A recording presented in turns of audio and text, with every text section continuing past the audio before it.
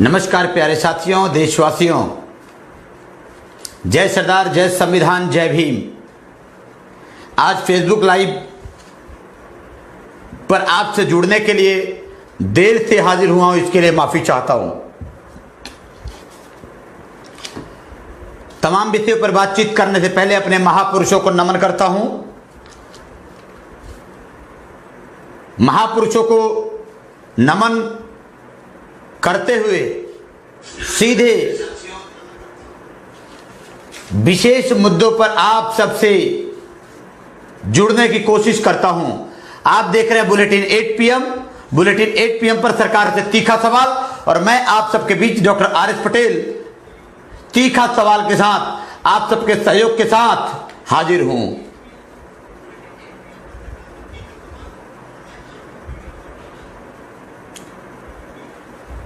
तो सबसे पहला सवाल पर चर्चा करते हैं। सबसे पहला सवाल,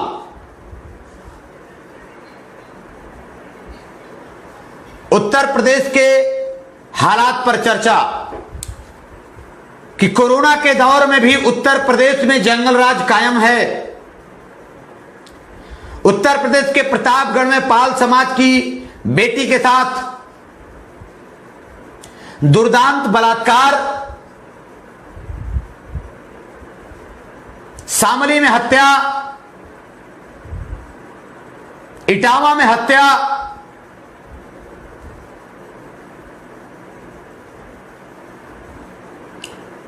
बुलंदशहर में 2 साधुओं की दुर्दांत हत्या। आप समझ सकते हैं कि जब पूरा देश लॉकडाउन है, पूरी दुनिया में कोरोना महामारी अपने चपेट में भयावह स्थिति पैदा कर चुकी है, उसके बाद भी उत्तर प्रदेश में अपराधियों का हौसला बुलंद है। जिस तरह से दुर्दांत दुर्घटना प्रतापगढ़ के पिछड़े समाज की बेटी के साथ हुआ, यह बर्दाश्त नहीं है। उन्नाव में फिर एक बेटी के साथ बलात्कार हुआ, यह बर्दाश्त नहीं है। लेकिन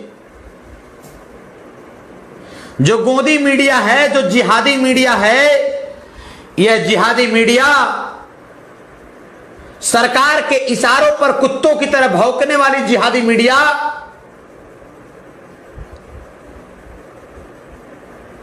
आप सबको पता होगा कि जब पीछे दिनों में पालघर मामले में 16 अप्रैल को पालघर में 3 साधुओं की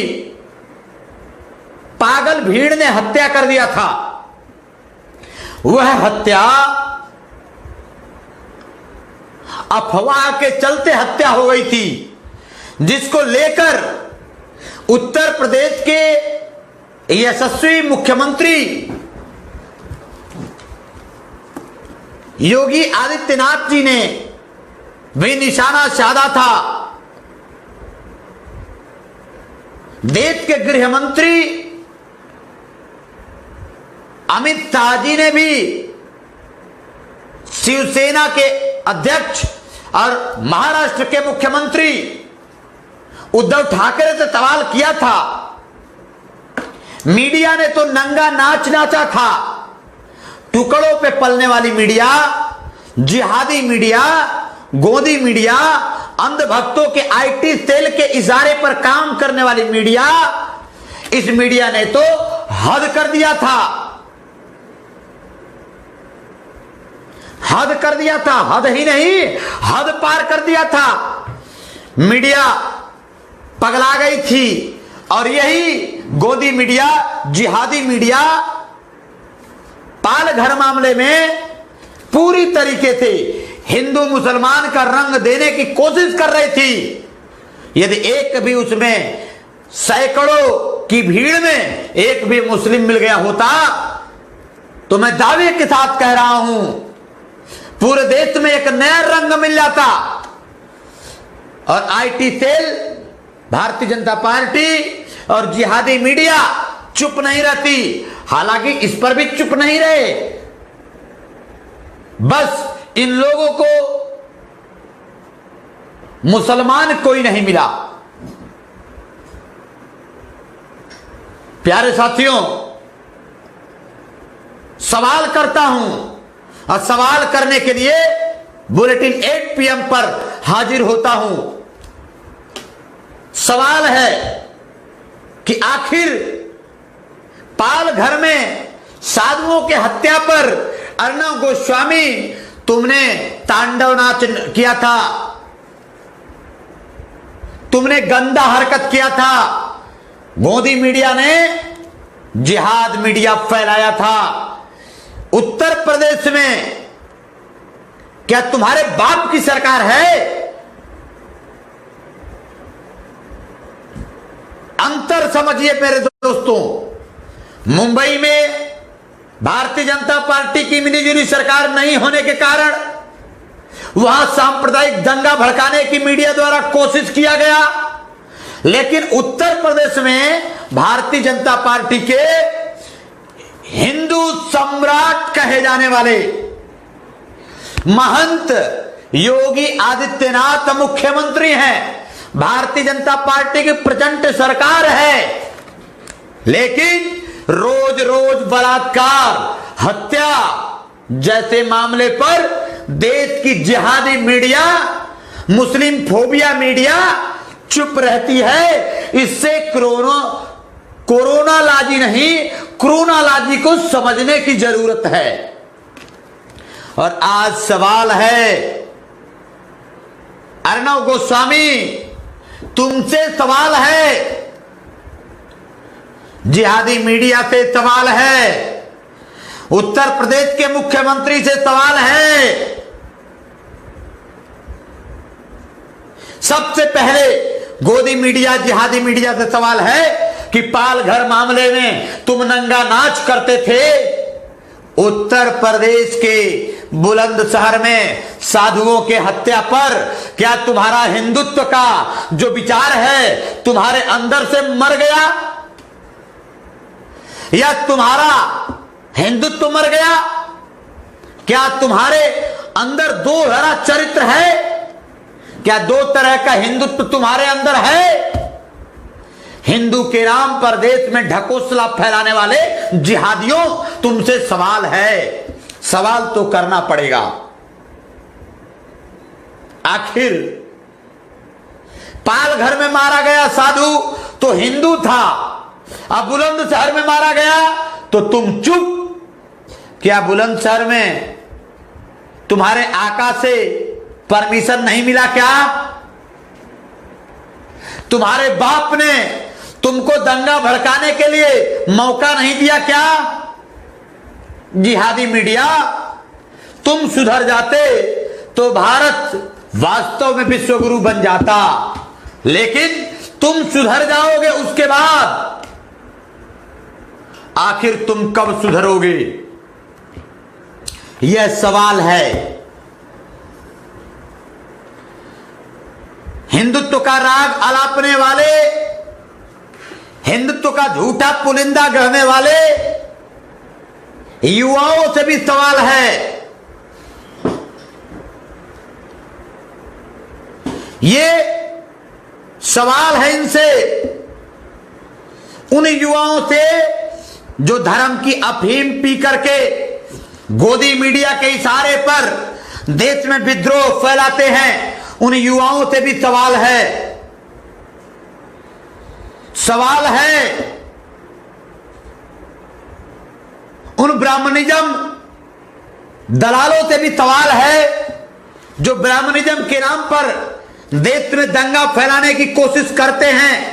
उन दलालों से भी सवाल है कि आखिर महाराष्ट्र के पालघर में तुम्हारा हिंदुत्व जिंदा हो जाता है, लेकिन बुलंदशहर में साधुओं की हत्या पर तुम्हारा हिंदुत्व सो जाता है क्या? तुम्हारा हिंदुत्व गवाही नहीं देता है क्या? या उत्तर प्रदेश में तुम्हारे मन की सरकार है, इसलिए यहां पर तुम नंगा नाच नहीं रचते क्या? यह सवाल है।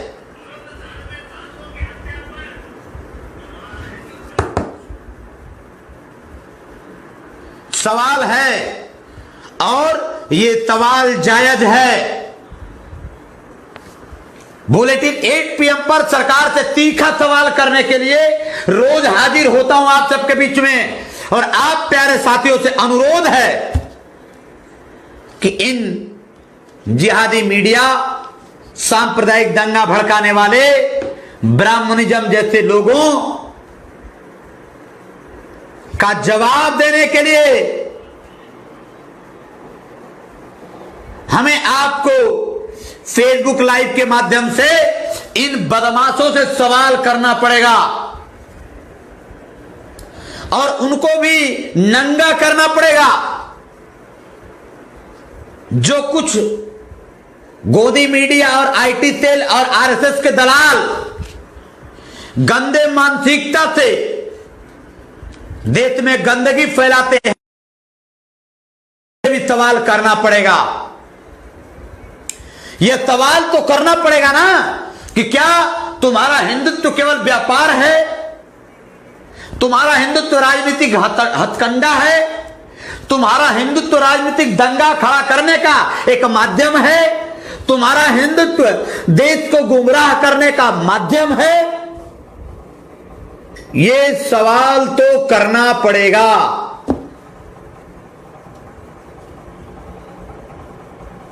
पहला सवाल कि पालघर मामले में तुम्हारी हिंदुत्व जिंदा होती है, तुम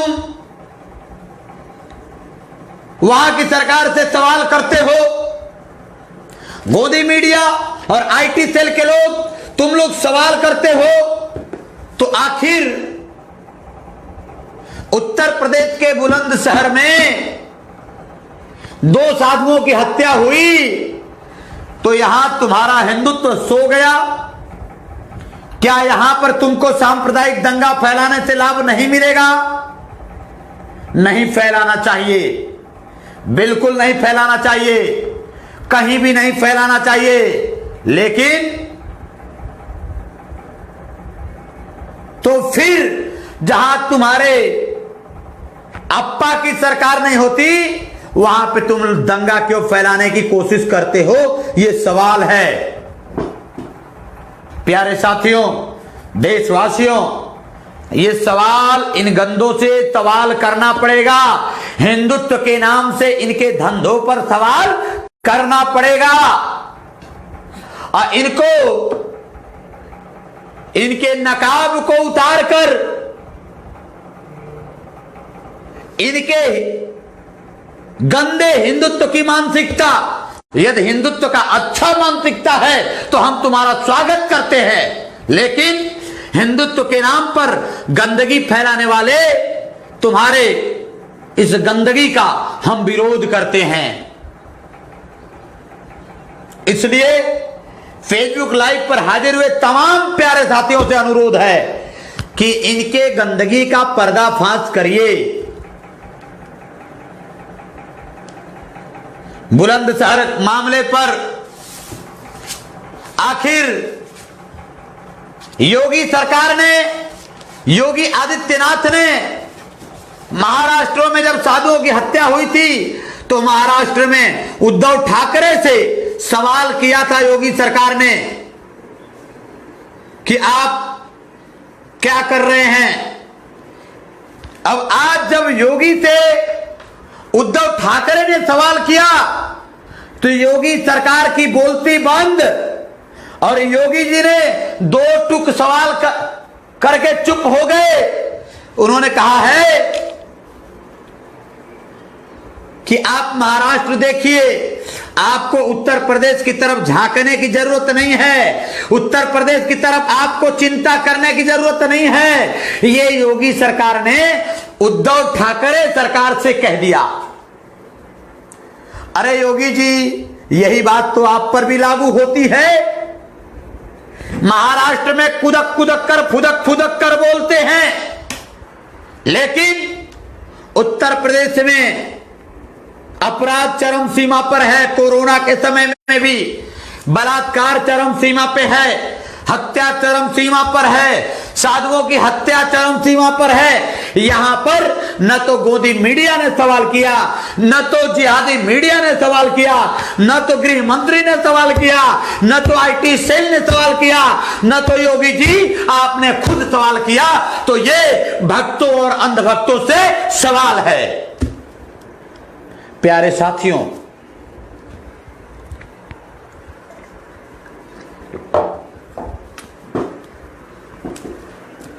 फेसबुक लाइव के माध्यम से बुलेटिन 8 PM पर सरकार से तीखा सवाल करने के लिए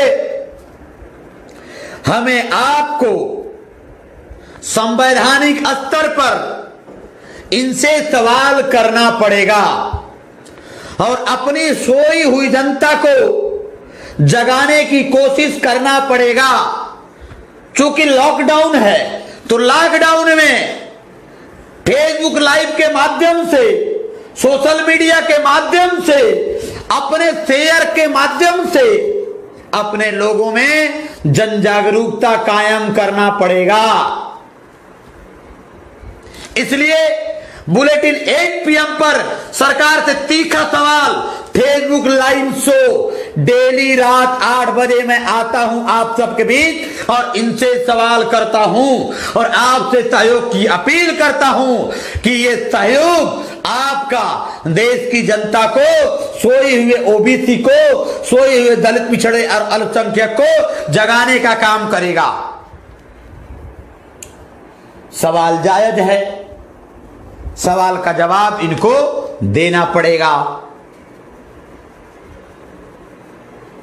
आखिर क्यों चुप है गोदी मीडिया? इसलिए कि उत्तर प्रदेश है, इसलिए कि उत्तर प्रदेश में उसके पप्पा की सरकार है।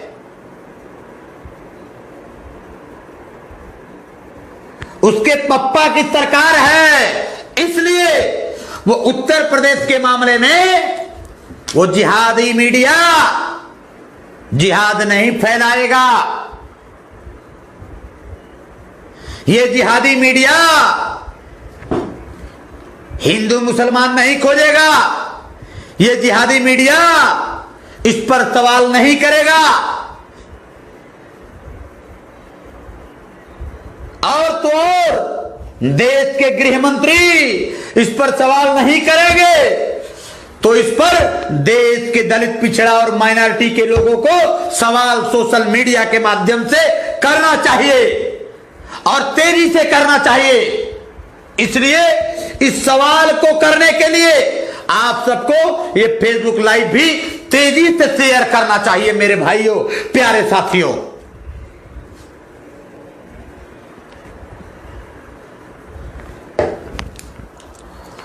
योगी जी कुछ करिए।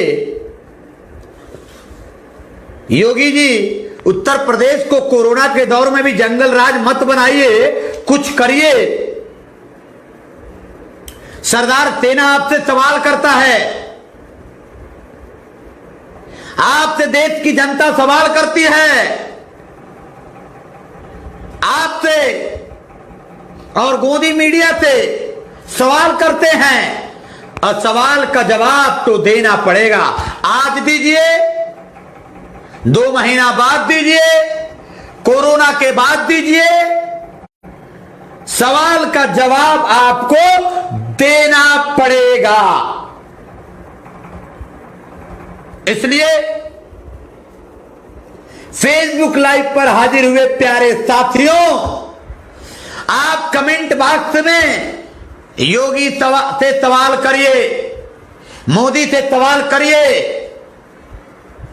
आपके शेयर करने के कारण, आपके सवाल के कारण इनके पेट में दर्द होगा, तब जाकर के ये शायद कुछ जाहिलता कम करें।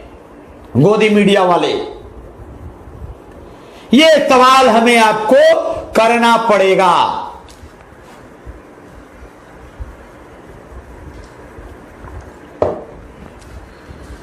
ऐ मेरे दोस्त,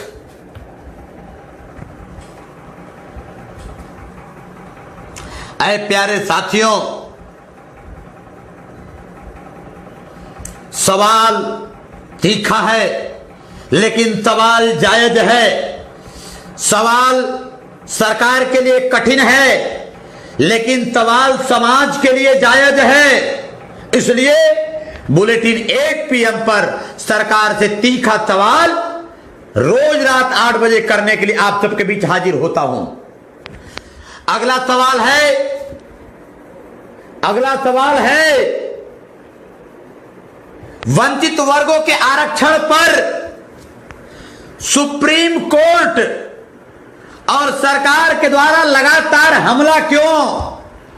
यह सवाल है और इस सवाल को सरकार से पूछना पड़ेगा हमें, आपको।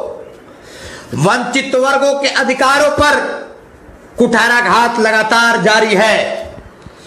वंचित वर्गों के आरक्षण पर सरकार द्वारा कुठाराघात लगातार जारी है। यह सवाल सरकार से पूछना पड़ेगा। आप सबको बता दें, थोड़ी सी विस्तार से जानकारी जरूरी है। देश के आजादी के बाद, लोकतांत्रिक देश बनाने के बाद, संविधान लागू होने के बाद जैसे ही ओबीसी आरक्षण की बात आई तो मनुवादियों ने पहले दिन से विरोध करना शुरू किया। इन बेईमानों ने, मनुवादियों ने, ब्राह्मणवादियों ने और आरएसएस के दलालों ने 1950 से लेकर 1990 तक लगातार विरोध किया। इसलिए आपको जानना जरूरी है, बीपी मंडल रिपोर्ट को इन लोगों ने खारिज किया, काका कालेलकर रिपोर्ट को खारिज किया। 1990 में बीपी सिंह की सरकार ने ओबीसी को 27% आरक्षण जब दिया तो लोकसभा में 90 में पास, लेकिन 92-93 में राज्यसभा में पास हुआ। तो वही भारतीय जनता पार्टी है जिस समय ओबीसी को आरक्षण जब दिया गया तो यही भारतीय जनता पार्टी है, यही आरएसएस की सरकार है जो ओबीसी के आरक्षण के खिलाफ सरकार से हाथ खींच लिया और बीपी सिंह की सरकार गिरा दिया था इसने। तो ओबीसी के आरक्षण की सबसे बड़ी दुश्मन भारतीय जनता पार्टी है और भारतीय पार्टी के साथ राजनीति करने वाले ओबीसी के लोग भी ओबीसी आरक्षण के दुश्मन हैं। इसलिए सवाल करने के लिए हाजिर होता हूं प्यारे साथियों। सवाल तो करना पड़ेगा।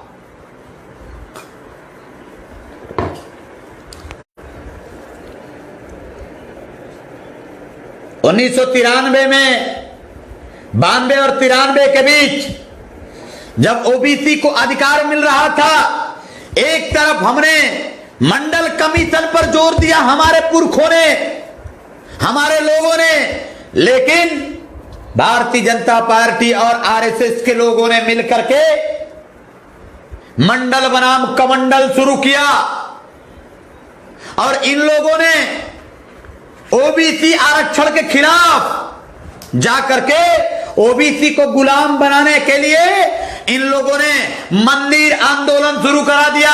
बाबरी मस्जिद को ध्वस्त किया इन लोगों ने, केवल और केवल ओबीसी आरक्षण और ओबीसी को बर्बाद करने के लिए इन लोगों ने बाबरी मस्जिद को ध्वस्त किया। प्यारे साथियों, बाबरी मस्जिद और मंदिर की लड़ाई, मंदिर की लड़ाई भारतीय जनता पार्टी ने शुरू किया, लेकिन सबसे ज्यादा मंदिर की लड़ाई में नुकसान ओबीसी के लोगों का हुआ। ओबीसी के लोगों ने मंडल छोड़ कमंडल पकड़ लिया। आडवाणी के रथ के साथ पीछे पीछे ये मूर्ख ओबीसी के नेताओं के चक्कर में लोग भारतीय जनता पार्टी के कमंडल के साथ चले गए और ओबीसी की जो धारा आगे बढ़ना चाहिए था वो धारा उसी दिन से पीछे हो गई। 27% आरक्षण तो लागू हुआ, लेकिन क्रीमी लेयर लगा करके इन लोगों ने लागू किया, जिसके कारण ओबीसी को पूरा का पूरा लाभ कभी नहीं मिल पाया। ओबीसी का 27% आरक्षण कभी लागू नहीं होने दिया। मुसलमानों ने ओबीसी के आरक्षण का विरोध कभी नहीं किया। यह बात ओबीसी को समझ में आनी चाहिए। मंदिर की कमाई ब्राह्मण खाता है, तो मंदिर की लड़ाई ब्राह्मण को लड़नी चाहिए। यह सवाल ओबीसी के लोगों को करना चाहिए। लेकिन ओबीसी के मूर्ख नेताओं को अपने अफीम को पिला करके भारतीय जनता पार्टी ने धर्म नामक अफीम पिला दिया और ओबीसी के नेताओं को आगे करके मंडल बनाम कमंडल की लड़ाई लड़वाया और ओबीसी के लोग मूर्खता पूर्वक भारतीय जनता पार्टी के अफीम के चक्कर में फंस गए और हिंदू बनाम मुसलमान की लड़ाई में फंसकर लगातार मैं सवाल पूछता हूं, शायद ओबीसी के नेताओं के पिछवाड़े में जलन होने लगेगी, भारतीय जनता पार्टी के ओबीसी वाले नेताओं के पिछवाड़े में जलन होने लगेगी। ये सवाल है। इसलिए सवाल है, मंदिर की लड़ाई विनय कटियार ने अपनी जीवन खपा दिया, कल्याण सिंह ने अपनी मुख्यमंत्रित्व की सत्ता खो दिया, उमा भारती मंदिर की लड़ाई में उमा भारती, विनय कटियार, कल्याण सिंह जैसे लोगों ने उस जमाने में भी ओबीसी के लोगों को अपने पीछे दौड़ा करके बीजेपी के कमंडल का साथ दिया। लेकिन आज क्या मिला? केवल ओबीसी के आरक्षण को बर्बाद करने वाले भारतीय जनता पार्टी के ये नेता ही दुश्मन हैं। मैं पूछना चाहता हूं, जब मंदिर सुप्रीम कोर्ट का निर्णय मंदिर बनाने का आया तो मैं दावे के साथ पूछना चाहता हूं, ओबीसी के लोगों को चपरासी के लिए भी नहीं मंदिर के ट्रस्टी में रखा गया, तब तो बेशर्मों को कम से कम समझ में आना ही चाहिए था। मैं फिर एक सवाल करता हूं, मैं बार बार कहता हूं, हिंदू बनकर ओबीसी के लोग, तुम लोग अपने अधिकार को खत्म कर दिए। तुम्हारा असल दुश्मन इस देश में आरएसएस, भारतीय जनता पार्टी और ब्राह्मणिज्म है, ना कि मुस्लिम तुम्हारा दुश्मन है। मुसलमानों ने कभी भी पिछड़ों के आरक्षण का विरोध नहीं किया, लेकिन मूर्ख ओबीसी को कौन समझाए?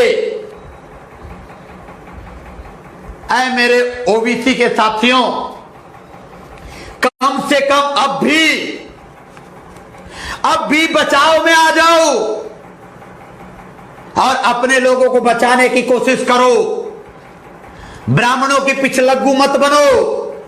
नेताओं के चक्कर में, उस जमाने में वो नेताओं ने भारतीय जनता पार्टी का साथ दे करके ओबीसी को बेवकूफ बनाया था। उसके बाद अटल की सरकार बनी और अटल ने पहले ही सरकारी संस्थानों को प्राइवेट करने का काम शुरू कर दिया और ओबीसी को आरक्षण जो मिला था सरकारी से जब प्राइवेट कर दिया गया तो ओबीसी का आरक्षण प्राइवेट संस्थानों से खत्म करने का काम अटल ने किया था। यह बात ओबीसी के लोगों को कब समझ में आएगा?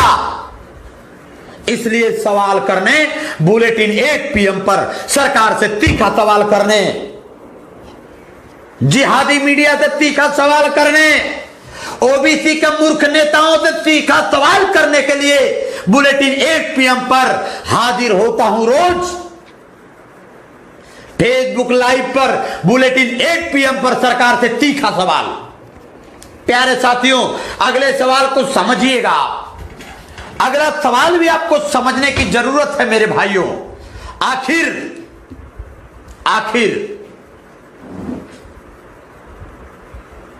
उस जमाने में विनय कटियार, कल्याण सिंह जैसे लोगों ने ओबीसी के लोगों को भारतीय जनता पार्टी में ज्वाइन कराया। इन लोगों ने, इनके चक्कर में पूरा ओबीसी बीजेपी की तरफ गया था, लेकिन ओबीसी को मिला क्या? बाबा जी का ठुल्लू। क्या मिला? बाबा जी का ठुल्लू। अब मैं कुछ सिलसिलेवार बात आपको बताता हूं, समझना है इस बात को। 1993 में 27% आरक्षण आपको लागू हुआ, लेकिन विश्वविद्यालयों में तब भी लागू नहीं किया मनुवादियों ने। यूनिवर्सिटी में लागू हुआ 10 अप्रैल 2008 में। 10 अप्रैल 2008 को देश के यूनिवर्सिटियों में, सरकारी विश्वविद्यालयों में ओबीसी को आरक्षण मिल पाया, जिसके कारण ओबीसी के लोग विश्वविद्यालयों में प्रोफेसर से लेकर तमाम पदों पर पहुंच गए। तो इनके पेट में खुजली होने लगी, इन बेईमानों के पेट में खुजली होने लगी। तब जाके 13 पॉइंट रोस्टर ला दिया, और 13 पॉइंट रोस्टर ला करके फिर ओबीसी SC को गुलाम बनाने का काम इन बेईमानों ने किया था। प्यारे साथियों, कुछ सवाल है आज, इस सवाल का जवाब कुछ गद्दारों से चाहता हूं, ओबीसी के उन गद्दार नेताओं से जो आज भी भाजपा के साथ हैं, आरएसएस के साथ हैं, भाजपा का प्रचंड से सरकार बनाए हैं। इन ओबीसी के गद्दार नेताओं से सवाल करता हूं, वो चाहे कुर्मी, कोयरी, अहिर, गैर या धोबी, पासी, तेली, तमोड़ी, राजभर के नेता, जो भी भारतीय जनता पार्टी और आरएसएस के साथ ओबीसी के नेतृत्व कर रहे हैं, इन लोगों से सवाल है कि आखिर तुम लोगों के कारण आज ओबीसी की व्यवस्था भारतीय जनता पार्टी खतरे में डाल दी है।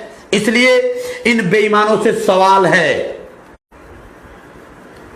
जब ओबीसी अधिकार की बात करता है तो निश्चित रूप से प्यारे साथियों, इस देश के ब्राह्मणिज्म, इस देश के आरएसएस के जो चेले हैं, उनके पेट में दर्द होने लगता है और इनके जबान पे सिर्फ गाली आती है।